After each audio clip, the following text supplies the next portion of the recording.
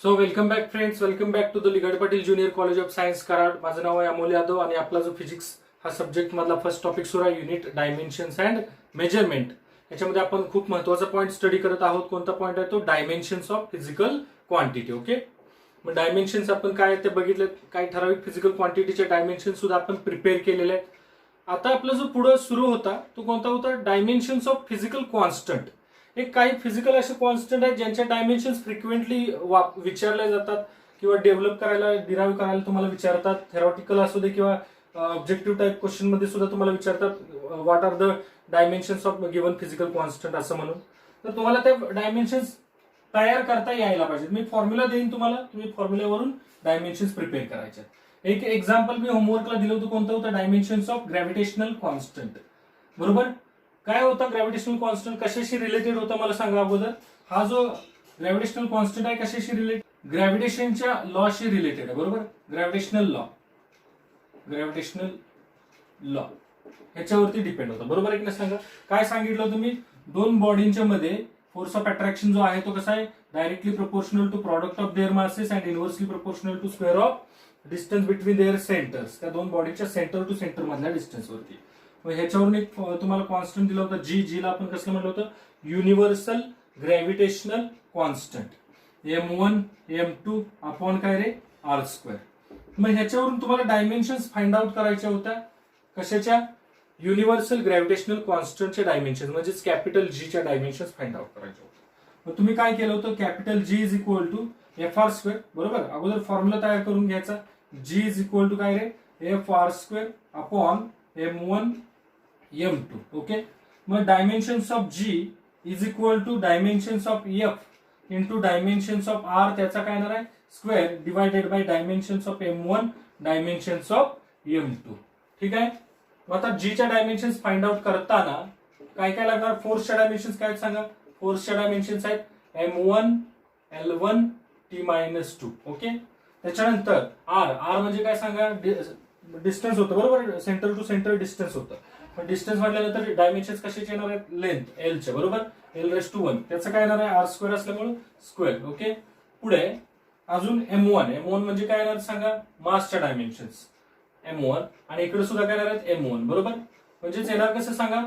M1 L1 T-2 इथं काय येणार आहे? L⁻² divided by M⁻². लक्षात येतंय? आता हे बघा काय केलं, पाया समान असेल तर घातकांची काय करतो आपण? ऍडिशन करतो. आता हा M2 वरती घेतला मी, काय नाव सांगा? M1 हा L1 आहे आणि हा L2 आहे, म्हणजे काय नाही L⁻³ T⁻⁻² आणि हा M⁻². ओके, काय नाव सांगा बघ आता? हा M आहे, M⁻1 आहे आणि हा M⁻² आहे. म्हटल्यानंतर काय करणार? बेस सेम असेल तर पॉवरची काय करायची आपल्याला? ऍडिशन करायचे. मग M⁻1 आणि -2 कसं येणार? -1 L⁻³ T⁻⁻². These are the dimensions of universal gravitational constant. Okay, ठीक आहे. आता अजून एक कॉन्स्टंट आहे, त्या कॉन्स्टंटचे तुम्हाला डायमेन्शन्स फाइंड आउट करून मला सांगायचे आहेत. काय नाव आहे त्या कॉन्स्टंटचं? Specific heat capacity. Specific heat capacity. Okay, हा एक कॉन्स्टंट आहे. ह्याच्या डायमेन्शन्स आपल्याला फाइंड आउट करून द्यायचे. त्याच्या अगोदर थोडंसं कन्सेप्ट बघूया. आपल्याला ह्याचे परत एकदा मी सांगतो, याचे पूर्ण डिटेलमध्ये स्टडी करायचे आहेत पुढे. आता फक्त हा युनिट डायमेन्शन्स अँड मेजरमेंट हा जो टॉपिक आहे ह्याच्यामध्ये फक्त आपण डायमेन्शनच्या रिलेटेड मध्ये आपण शिकतोय, डायमेन्शन्स फॉर्म करायला शिकतोय. ओके, मग स्पेसिफिक हीट कपॅसिटी काय कन्सेप्ट आहे? तर एखादा सबस्टन्स आहे, त्या सबस्टन्सचं टेम्परेचर आपल्याला ΔT ने राईज करायचं आहे. बरोबर, जर एखादा सबस्टन्स आहे, फॉर एक्झाम्पल तुम्हाला हा पेन दिला, ह्या पेनचं टेम्परेचर वाढवायचंय तर किती हीट द्यावी लागेल? आता टेम्परेचर वाढवायचं म्हटल्यावर काय द्यावी लागेल? हीट तरी द्यावी लागेल. मग किती हीट द्यावी लागेल? ऍक्च्युली हीट जी आहे, किती हीट द्यावी लागते ती कशी डायरेक्टली प्रोपोर्शनल आहे? मासला डायरेक्टली प्रोपोर्शनल आहे. ह्याचा अर्थ काय?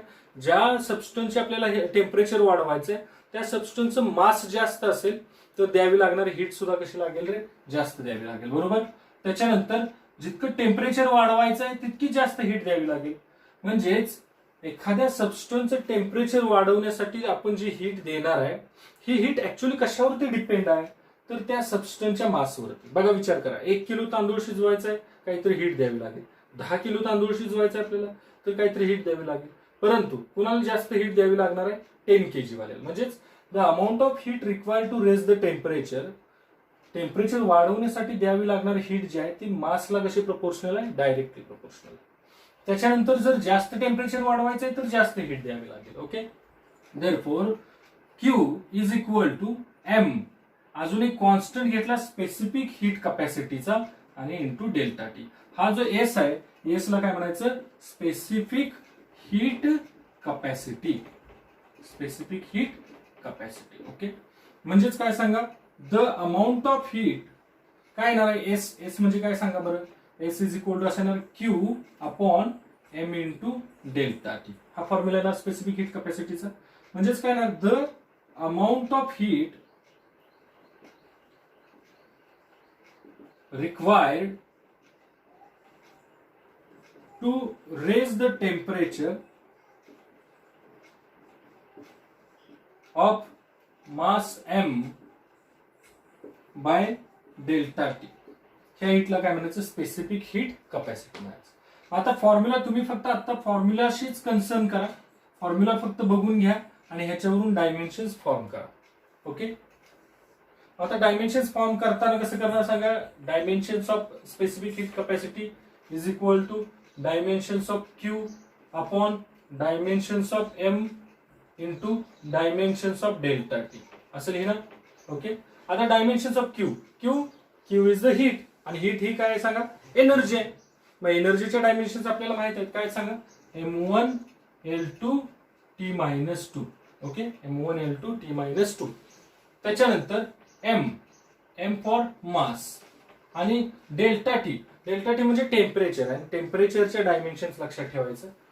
टेम्परेचरच्या डायमेन्शन्स असतात केल्विन. टेम्परेचरचं युनिट काय? केल्विन आहे. म्हणून आपण काय करू शकतो? के लिहू शकतो. ओके, टेम्परेचरला आपण MLT.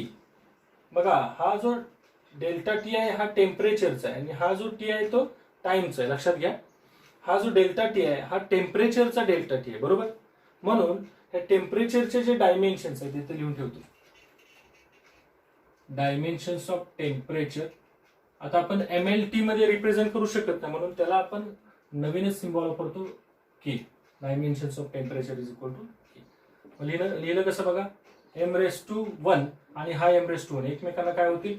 कॅन्सल होतील. M⁻0 मिळेल, L⁻2 T⁻−2 आणि हा के जो आहे तो वरती घेतला K⁻−1. ह्या झाल्या डायमेन्शन्स ऑफ कुणाच्या रे? Specific heat capacity. ओके, ठीक आहे, समजलंय? Specific heat capacity. आता ह्याच्यामध्ये नवीन काय शिकला? तर टेम्परेचर हॅव्हिंग डायमेन्शन्स के. लक्षात आलं?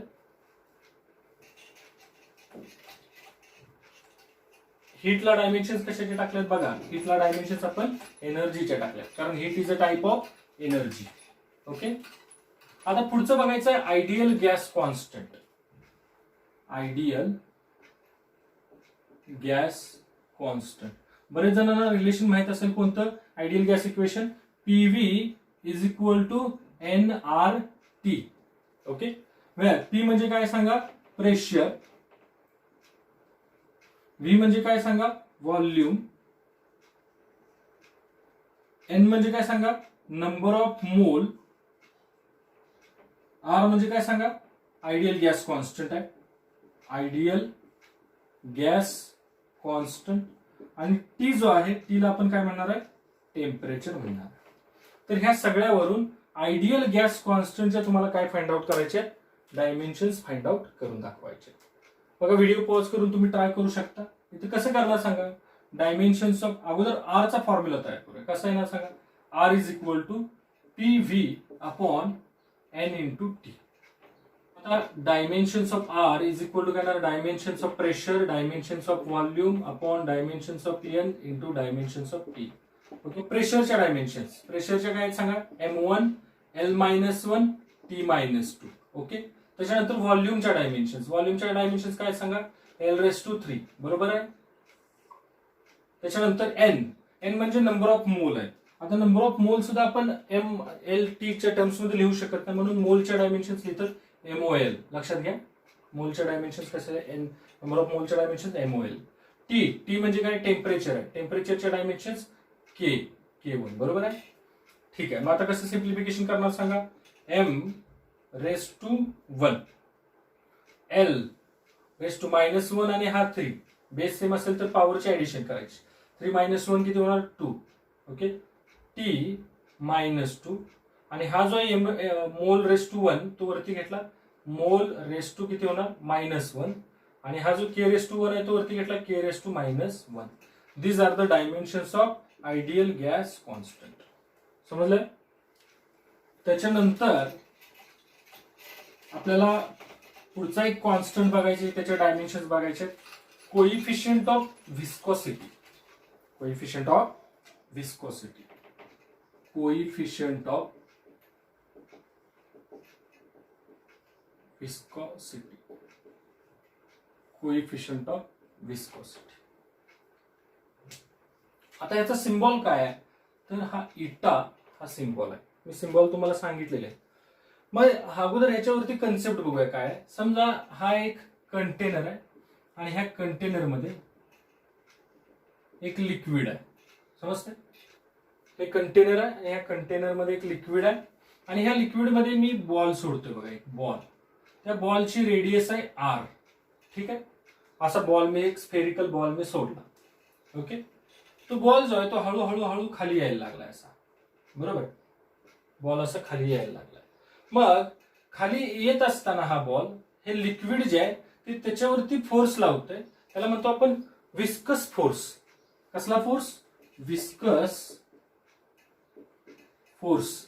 आणि हा जो फोर्स असतो तो किती असतो, तर 6 पाय इटा RV एवढा असतो. लक्षात घ्या, 6 पाय इटा RV. त्याला काय म्हणतो आपण, कसला force, viscous force. Force applied by liquid on the ball of radius R. आता हा जो बॉल आहे हा किती व्हेलॉसिटीने खाली येतोय, तर V एवढ्या व्हेलॉसिटीने खाली येतोय. लक्षात आलं. ठीक आहे, मग ह्याच्यावरून हा जो इटा आहे, ह्या इटाचे आपल्याला डायमेन्शन्स फाइंड आउट करायचे. मग इटाचा फॉर्म्युला कसा आहे ना सांगा. इटा इज इक्वल टू F/6 पाय RV. ह्याच्यापैकी 6 पाय ह्या दोघांना डायमेन्शन्स नाही. मग काय येणार सांगा. इटाच्या डायमेन्शन्स इज इक्वल टू फोर्सच्या डायमेन्शन्स अपॉन आरच्या डायमेन्शन्स इंटू व्हेलॉसिटी व्हीच्या डायमेन्शन्स. ओके, मग फोर्सच्या डायमेन्शन्स काय असतात, m1 l1 t-2. ओके, त्याच्यानंतर r फॉर डिस्टन्स, रेडियस आहे. बरोबर, त्यानंतर l1 आणि v फॉर व्हेलॉसिटी. व्हेलॉसिटीच्या डायमेन्शन्स काय सांगा, m0 l1 t-1. ओके, आता हे सिम्प्लिफाय केल्यानंतर इटाच्या डायमेन्शन्स काय मिळतील सांगा. m1 l1 t-2 आणि हा जो आहे हा वरती घेतला मी l⁻1 आणि हा सुद्धा ब्रॅकेट वरती घेतला m⁻0 l⁻1 t⁻1 sorry t⁻+1. कसं येणार, इटाच्या डायमेन्शन्स येणार आहे m⁻1 m⁻0 म्हणजेच m⁻1. त्याच्यानंतर l⁻1 l⁻1 म्हणजे हे दोन एकमेकांना काय झाले, कॅन्सल झाले. राहिला काय l⁻1 t⁻2 आणि t⁻+1 t⁻1. These are the dimensions of coefficient of viscosity. Okay, आणि मित्रांनो आता लास्ट कॉन्स्टंट राहतोय. This constant is called Planck constant. Planck constant. Okay, आता हा जो प्लँक कॉन्स्टंट आहे ह्याला सिम्बॉल आहे H. कन्सेप्ट काय बघूया. मॅक्स प्लँक नावाचा एक सायंटिस्ट होता. या प्लँकने काय केलं तर त्याने विचार केला की एखाद्या सोर्स ऑफ लाईट मधून जी लाईट बाहेर पडणार आहे, समजा बल्ब मधून लाईट बाहेर पडणार आहे, ही कशाच्या फॉर्म मध्ये ट्रॅव्हल करते, तर मॅक्स प्लँकचं म्हणणं होतं की छोट्या छोट्या पॅकेट्सच्या फॉर्म मध्ये ट्रॅव्हल करते. मग त्याच्यातलं तो जो पॅकेट आहे त्या पॅकेटला त्याने नाव दिलं फोटॉन. तर एका पॅकेटकडे किंवा एका फोटॉनकडे किती एनर्जी आहे, तर तो म्हणला की ती जी लाईट आहे त्या लाईटची जेवढी फ्रिक्वेन्सी आहे त्या फ्रिक्वेन्सीला डायरेक्टली प्रोपोर्शनल एनर्जी असते. म्हणजेच energy is directly proportional to frequency. मग तो काय म्हणला, एनर्जी इज इक्वल टू एक कॉन्स्टंट घेतलं एच आणि फ्रिक्वेन्सी. ओके, वेल ई म्हणजे काय येणार सांगा, एनर्जी. एच म्हणजे काय येणार आहे, एक कॉन्स्टंट आहे, त्यालाच काय नाव दिलं, प्लँक कॉन्स्टंट. आणि न्यू जे आहे त्याला काय म्हणणार आहे आपण, फ्रिक्वेन्सी. ओके, ठीक. मग आपल्याला काय फाइंड आउट करायचं आहे, तर मॅक्स प्लँक कॉन्स्टंट जो आहे, प्लँक कॉन्स्टंट आहे, ह्याच्या डायमेन्शन्स फाइंड आउट करायचे. मग डायमेन्शन्स फाइंड आउट करताना आता काय केलं बघा मी, याच्यावरून H is equal to E upon nu, बरोबर. मग एनर्जीच्या डायमेन्शन्स अपॉन फ्रिक्वेन्सीच्या डायमेन्शन्स येणार. एनर्जीच्या डायमेन्शन्स काय आहेत सांगा, m1 l2 t-2. ओके, आता फ्रिक्वेन्सी. फ्रिक्वेन्सी म्हणजे काय आहे, frequency is the reciprocal off period.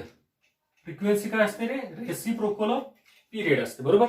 मग पिरियड म्हणजे काय, टाइम आहे म्हटल्यानंतर frequency is equal to 1 upon T असतो. लक्षात आलं. मग dimensions of frequency, dimensions of frequency is equal to काय ना सांगा, t⁻⁻1. बरोबर आहे की नाही.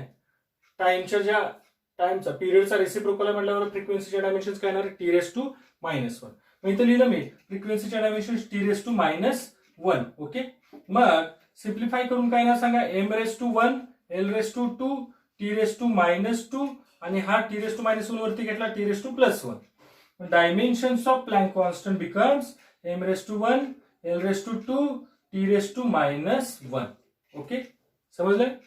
ठीक आहे, आतापर्यंत ह्या डायमेन्शन्स ऑफ फिजिकल कॉन्स्टंट झालेले आहेत.